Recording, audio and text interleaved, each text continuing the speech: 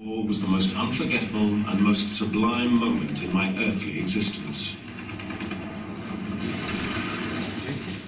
For 4 years, Corporal Hitler has been a courier, carrying messages for Bavaria's 16th Infantry Regiment. He runs from trench to trench, delivering the soldiers their orders. It's a dangerous assignment. He's decorated with the Iron Cross. He will wear this Iron Cross underneath his Nazi Party insignia.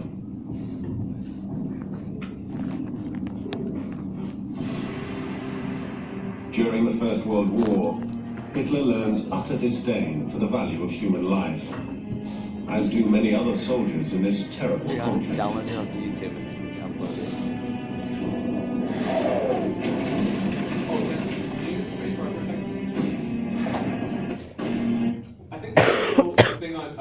I'm getting confused between all the clips I saw. Yeah, I'm gonna upload a minute and 30 seconds. I think they're about to show something on being shell-shocked. It's that, what they're about to show you, if it is the shell-shock thing, is totally real. People are not doing this weird dance thing. They can't help but their nerves fire off. You ever seen how, like, this is gross, but you know how, like, a bug, even if it has no head, its legs are still moving? Yep. And it can't help it? Or like a frog or whatever. Download this off YouTube. If people with shell shock, their nervous system is bombarded and overloaded, their brain is going crazy, and they start twitching, and they can't help it, and it's really creepy to see. And all of you who play video games and things, like, you kind of have an understanding of what war is like.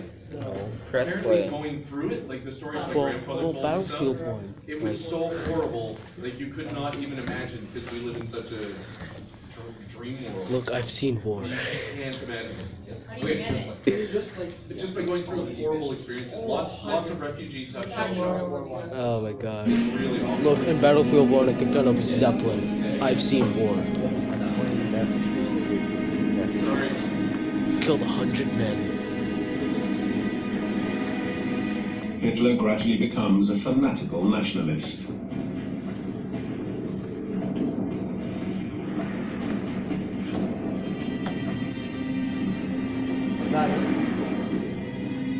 Also in the trenches, the idea is born that he will one day bear witness and stand up for his companions in misery.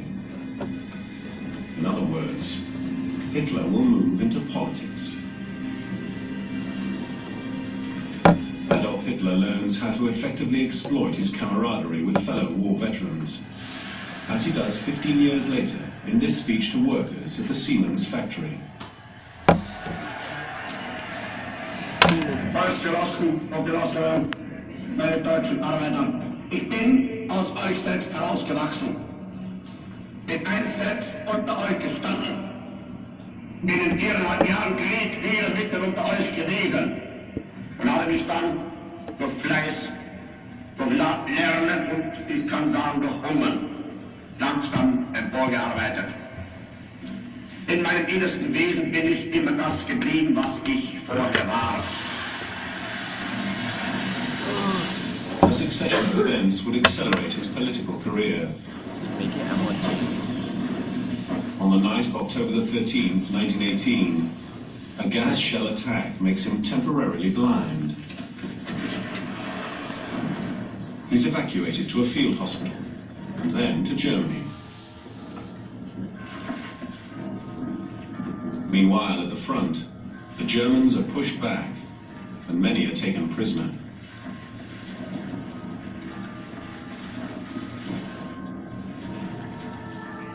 German hatred of the French is omnipresent.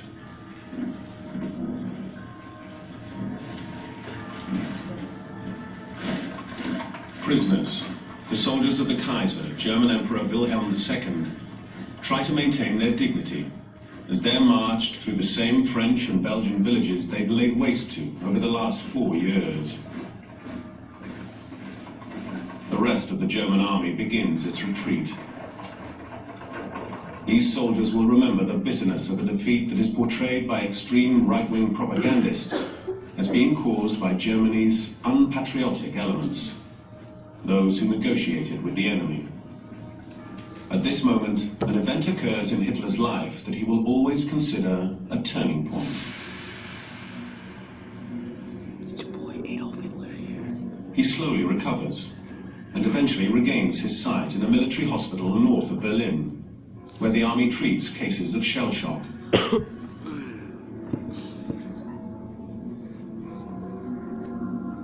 Hitler recounts that when he learned of the Emperor's abdication, the end of the German monarchy in favor of a republic, and the armistice of November the 11th, 1918, that marked Germany's defeat, he heard an inner voice.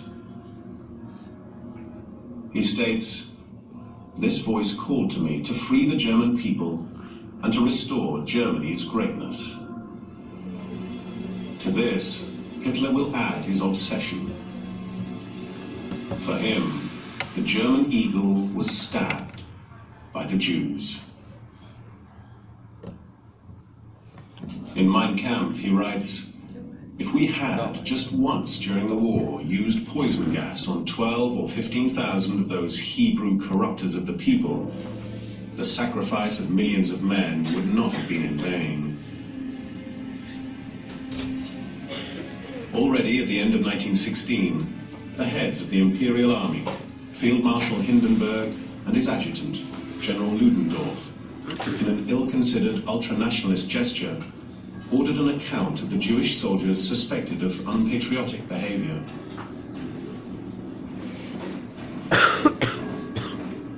Anti-Semitism goes back centuries and knows no borders. Dogged by this destiny throughout history, the Jews, whether poor and living in ghettos or assimilated and bourgeois, periodically became scapegoats in times of crisis.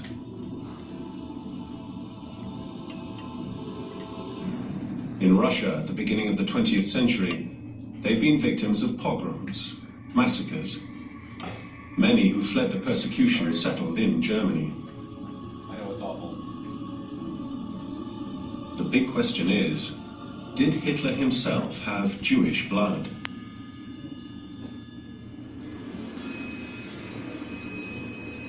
One of the Nazi regime's most closely guarded secrets is that he's unable to prove the opposite. He doesn't know who one of his grandfathers was. The identity of his father's father is unknown. Hitler's grandmother eventually married a miller, Johann Hitler, who recognized the son, giving him his name. According to Nazi law, Hitler doesn't meet the so-called protection of the blood criteria imposed on the Germans, who, to avoid persecution, must prove that none of their 4 grandparents were Jewish. Hitler cannot prove that he isn't Jewish in Nazi terms.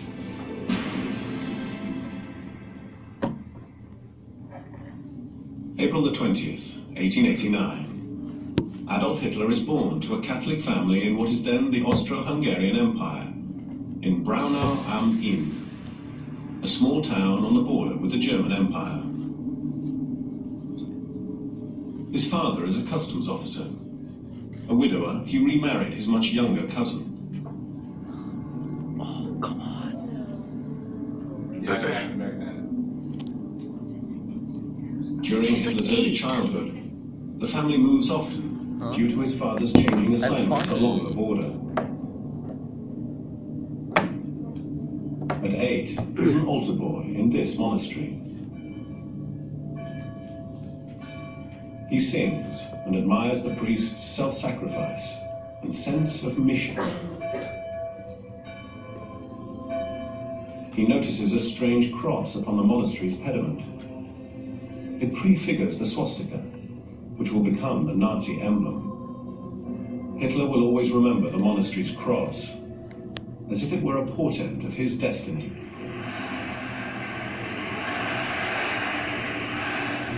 In India, for centuries, the swastika has been a symbol of the perpetual movement of humanity.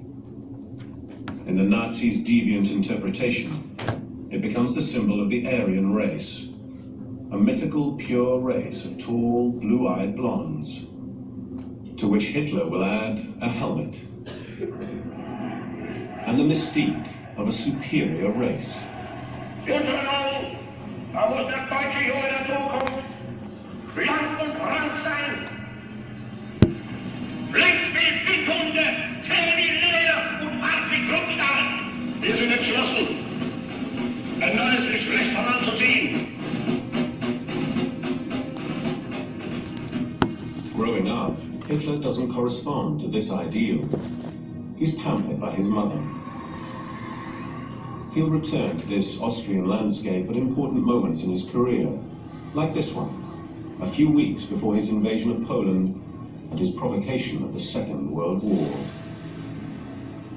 These images of his childhood home were filmed and edited by his mistress, Eva Braun. He bears no resentment towards his father, a strict disciplinarian who drank. But his mother, who died from cancer at the age of 47, may have been the only person Hitler ever really loved. During all of the Führer's birthdays, she reigns over the presents, and in his bunker during his final moments, Hitler carries her portrait with him. Hitler was in conflict with his father, who wanted him to become a civil servant. But Hitler will not go far in school, arrogantly considering himself above the education system. At 19, after his mother's death, he leaves for Vienna. He's not predestined to go into politics, since he dreams of attending the Beaux-Arts Academy. Thanks to his inheritance, he's able to live the bohemian artist's life. Having left his home province, he discovers the many communities living in the Austro-Hungarian capital. Czechs, Poles, Italians, Croatians, and Jews. He will later state, "It appeared to me like the incarnation of racial profanation." He makes a try at the Beaux-Arts entrance exam that he barely prepares for. Despite all his ambition, he isn't admitted. The period that follows is a difficult one. It's just before the Great War. He lives in a boarding house for men and survives by copying postcards for tourists. With the little money he earns, he attends the opera to hear Wagner, which, as a friend recounts, sends Hitler into a trance. Hitler, whose everyday life is mediocre at best, dreams of these heroes of Germanic legend. One of his favorite operas is Rienzi, in which a young warrior takes on the mission of saving his people.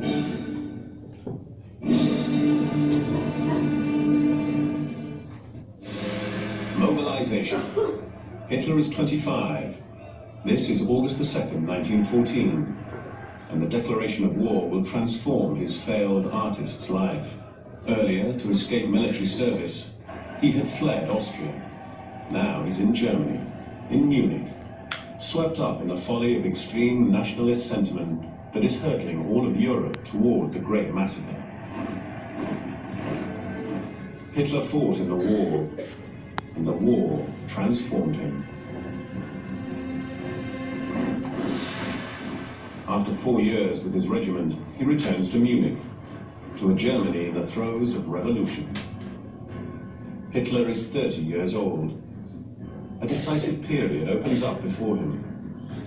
Above all, he wants to remain in the army, which guarantees order and stability for the new regime of the Social Democrat president, Friedrich Ebert.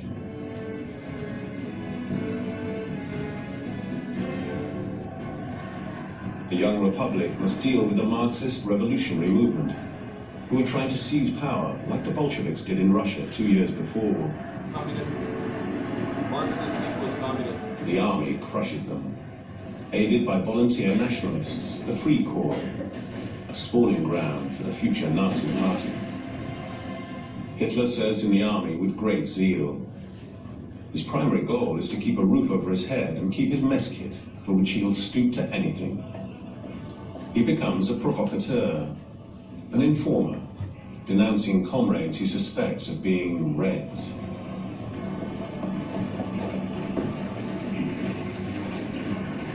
His superior officers, whose duties include controlling the population by combating communist ideas, take note of his anti-revolutionary fervor.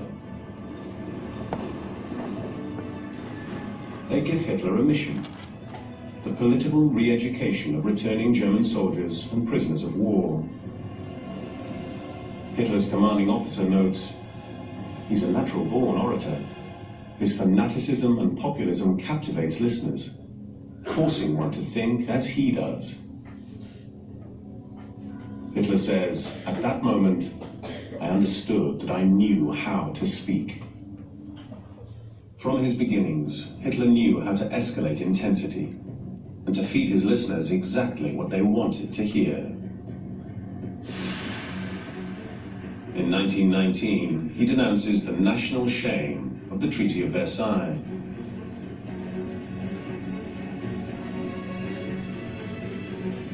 After months of discussions among themselves, the victors, above all France, Britain and the United States, impose harsh peace terms on Germany, as if it alone were responsible for the massive carnage.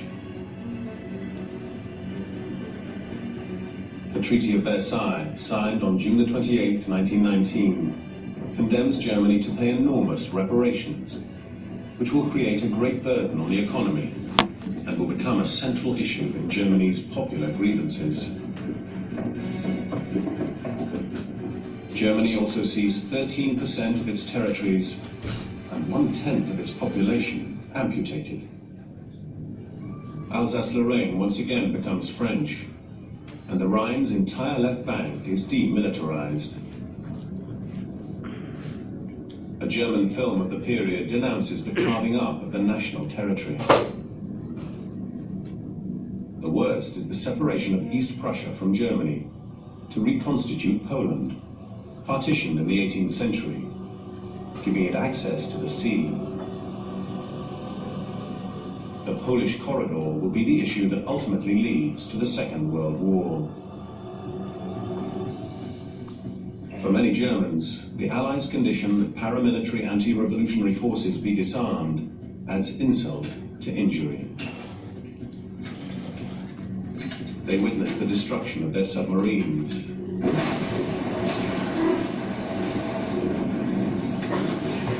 their battleships, and their air force. Germany's army is reduced to 100,000 men. Hitler, against his wishes, is demobilized into this Bavarian region in upheaval, where right-wing extremist groups proliferate. Here he's filmed for the first time, during a demonstration of the DAP, the German Workers' Party. As early as 1919, the army has ordered him to infiltrate and spy on this group. Lacking better prospects, he remains a member and develops into a full-time political agitator. Politically, Bavaria is on the far right, whereas power in Berlin is with the center-leftist Weimar Republic, named after the city where the new constitution has just been voted into law.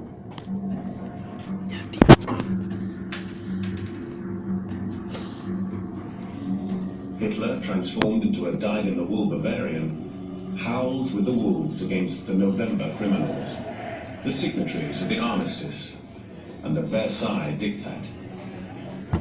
These sentiments are shared by the army, especially by the war veterans who gather in Munich's large beer halls. One of these is the Bürger Braukeller, where on August 13, 1920, Hitler makes his political debut with a lecture entitled, "Why are we anti-Semitic?" For Hitler, the answer is, beyond his visceral hatred for the Jews since the German defeat, that anti-Semitism is the best strategy for attracting nationalist militants. Hitler galvanizes the radicals of his small right-wing extremist group. They make him their leader and buy him a car, evidence of his importance. Hitler changes the party's name, associating the terms national and socialism. His goal is to create a wider appeal and to show his anti-capitalist stance. The DAP will now be the NSDAP, the National Socialist German Workers' Party, the abbreviated form of which is Nazi. In his small headquarters in a Munich beer hall, he draws his party's emblem. He will write in Mein Kampf, "After innumerable attempts, I chose a red flag to show our movement's social dimension, with a white circle representing our nationalism, and a swastika, symbol of the Aryan, the eternal anti-Semite." To protect their meetings, he creates the SA Stormtroopers, his assault unit, a small militia whose uniforms he obtains from a stock of the former Austro-Hungarian Customs Office. His radicalism increases the party's membership from 2,000 to 20,000. He succeeds thanks to the help of a racist sect, the Thule Society, named after a legendary Nordic kingdom. Its members finance a newspaper with funds of questionable origin.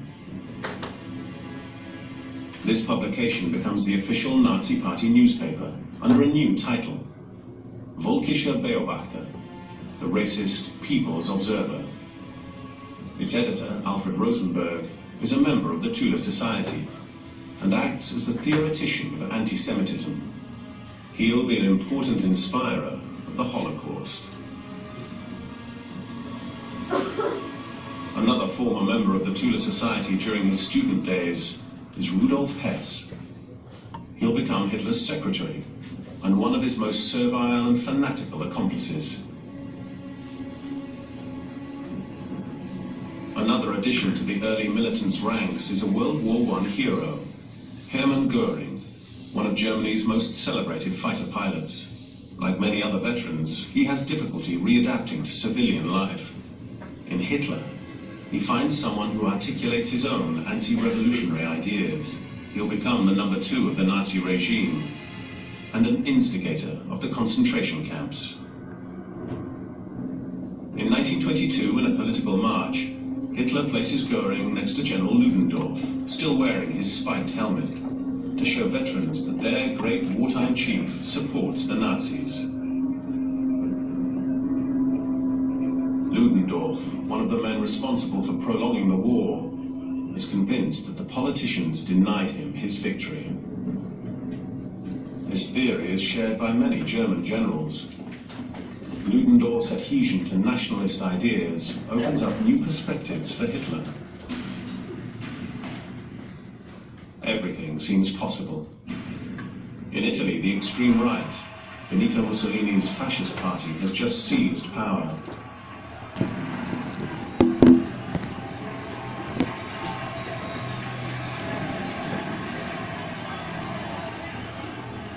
Will the German Mussolini be Hitler? 1923 will be the decisive year.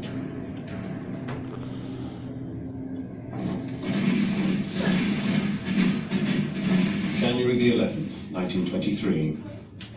Stunned Germans watch helplessly as French and Belgian soldiers take control of the Ruhr, Germany's mining and steel production region. This results from Germany's refusal to pay its war reparations, the indemnities imposed by the Treaty of Versailles.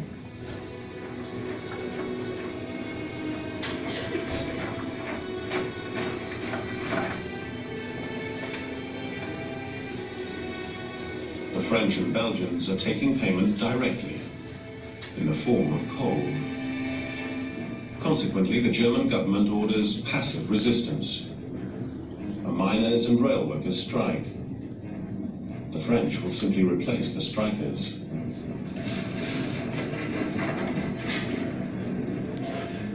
No coal is left for the Germans. The situation becomes dangerously tense. On March the 10th, 1923, a French officer, Lieutenant Pierre Coipin, of the 17th Infantry Battalion, is assassinated. His coffin travels home through towns, and French officers force the Germans to remove their hats.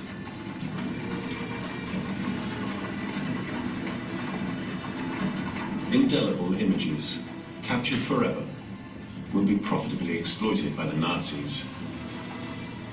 Hitler denounces the weakness of the government that allows the French to treat Germany like one of its colonies.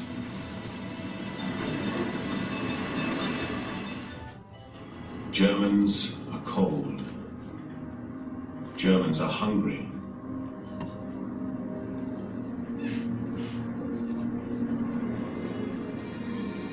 They try to steal coal back from the French. The Weimar Republic must import its coal and pay the striking miners. These enormous expenses prompt the mint to begin printing huge quantities of new money.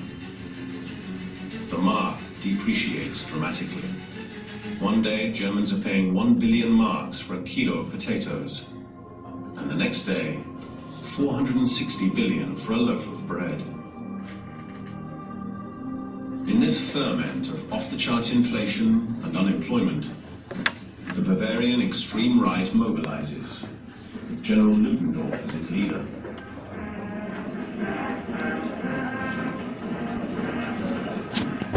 Thanks to Ludendorff, Hitler manages to unite all the veteran groups, embittered by the defeat. He wants to attempt a putsch, a coup d'etat, to march on Munich and then Berlin. Hitler says, "Our people are subjected to such extreme economic conditions that if we don't act now, they'll change over to join the communists."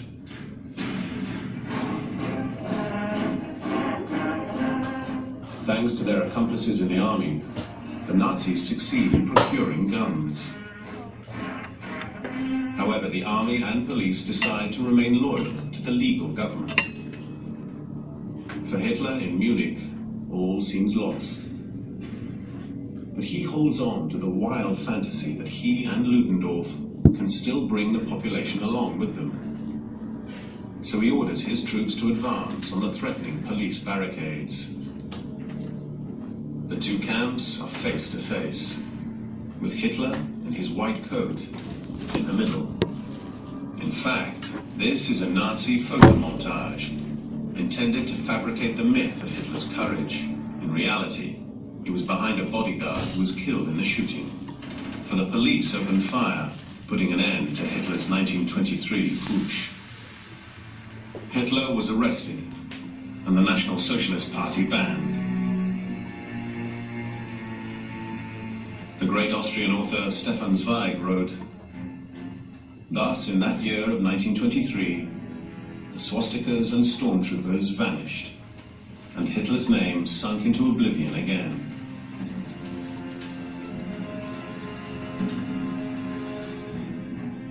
Three months after Hitler's arrest, the trial of those involved in the putsch opens in Munich. Hitler is accused of high treason, punishable by the death penalty.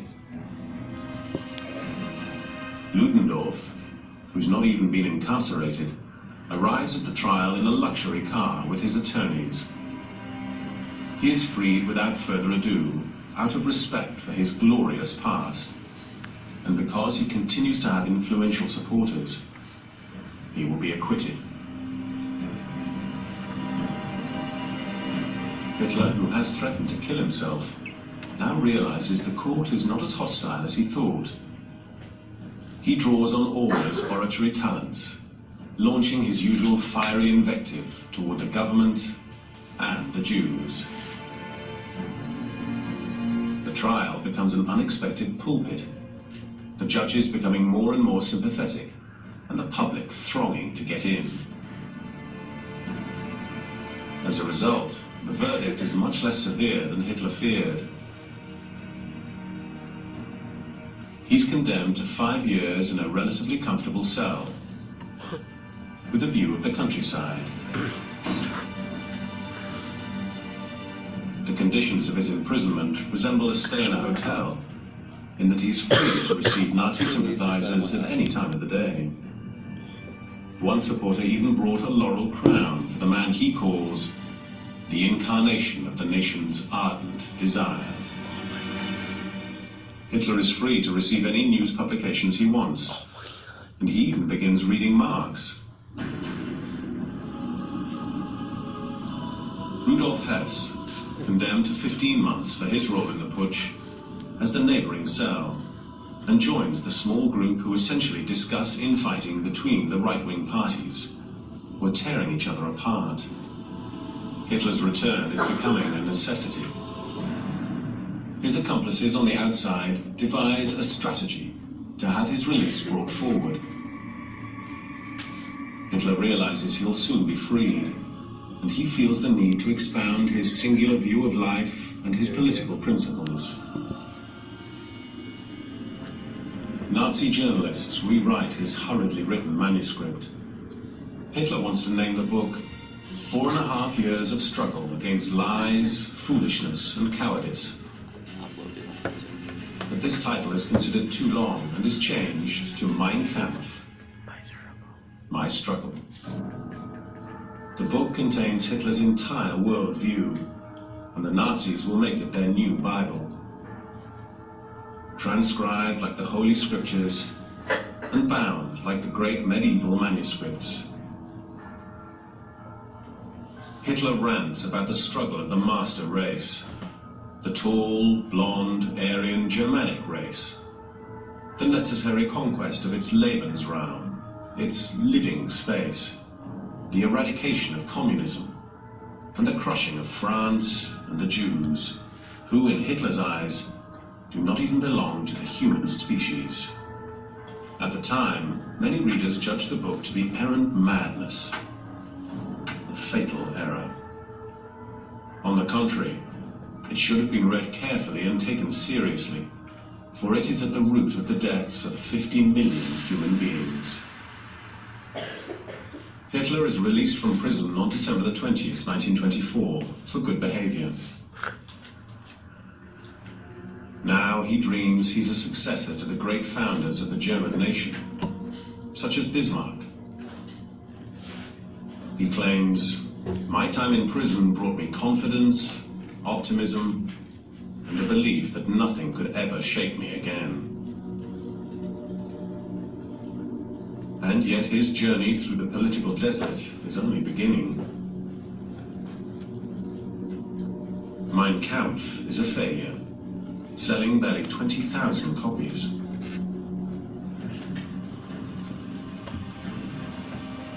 Hitler spends much of his time in the Bavarian mountain village, Berchtesgaden, where he rents a small chalet.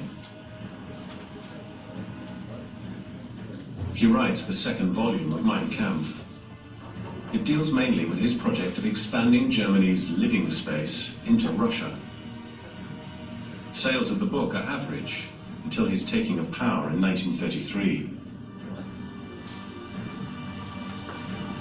When Hitler does take power, Mein Kampf will almost be required reading, the German state offering it to couples as a wedding gift. If it isn't on your bookshelf, you could be denounced by your hired help. By hook or by crook, Mein Kampf will be sold, and it's translated into countless languages. The royalty payments are astronomical, making Hitler a very rich man. On February the 27th, 1925, Hitler makes his political comeback in the famous Munich beer hall where he launched the putsch, reaffirming his leadership of the Nazi Party. The next day, an event occurs that will advance his cause. The very incarnation of the new German democracy, the first president of the Weimar Republic, Social Democrat Friedrich Ebert, dies from a badly treated case of appendicitis. The loss is felt throughout Germany. Germans must elect a new president, and the swastika makes its comeback during the political campaign.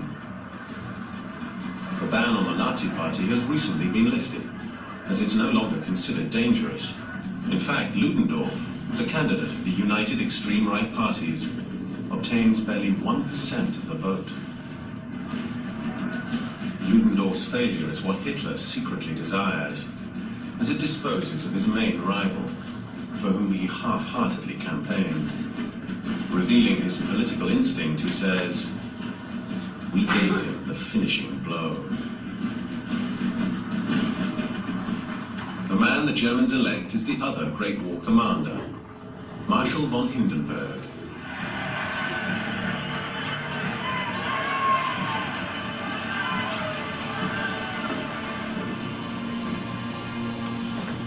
In 1870, as a young officer, he was present at the proclamation of the Second German Empire in Versailles' Hall of Mirrors. He reassures the army and unites the conservatives, which worries the left and the rest of Europe. Hitler will lie in wait. The Nazi Party succeeds in spreading its cancer throughout Germany, its membership reaching 170,000.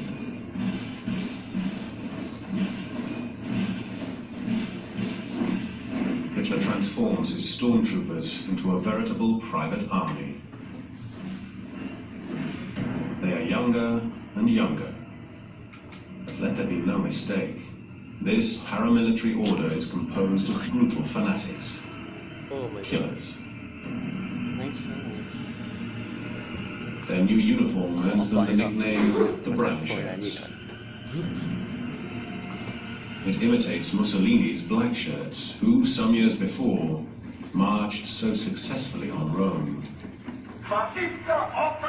Another symbol borrowed from Mussolini is the Roman salute, the outstretched arm accompanied by a guttural cry. In Mussolini's case, it's Viva il Duce. With Hitler, it becomes Heil Hitler. Long live Hitler. The SA uniform was created by a select team of German designers. Among the manufacturers is Stuttgart designer Hugo Boss, who promotes it in his ad campaigns. All my suits are Hugo Boss. Hugo Boss, a Nazi Party member, will also produce the terrifying black uniforms of the SS, the Schutzstaffel, Hitler's new protection unit, as well as the Hitler Youth uniforms. Oh my god. Hey, the former Pope was one of them. So cute. This is all very costly. Yeah, it's the last The money mainly comes from rank-and-file Nazi Party members and from rich sympathizers, such as steel magnate Fritz Thyssen, whose steel plants are ready to forge new guns.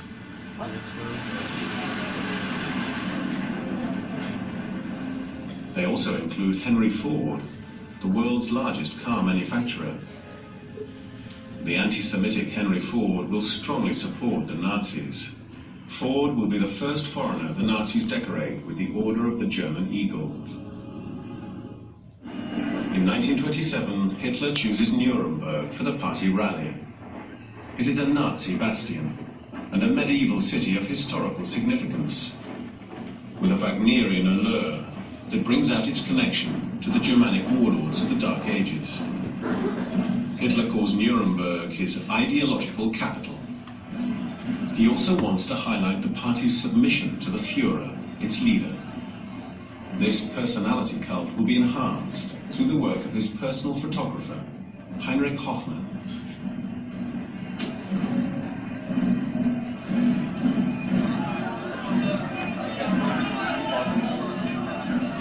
Always at the center of events, a Nazi from the start. Okay, before we're done, isn't that interesting that Henry Ford was a Nazi? Anybody in the room, your family has a Ford? Guaranteed a few of you. That's interesting.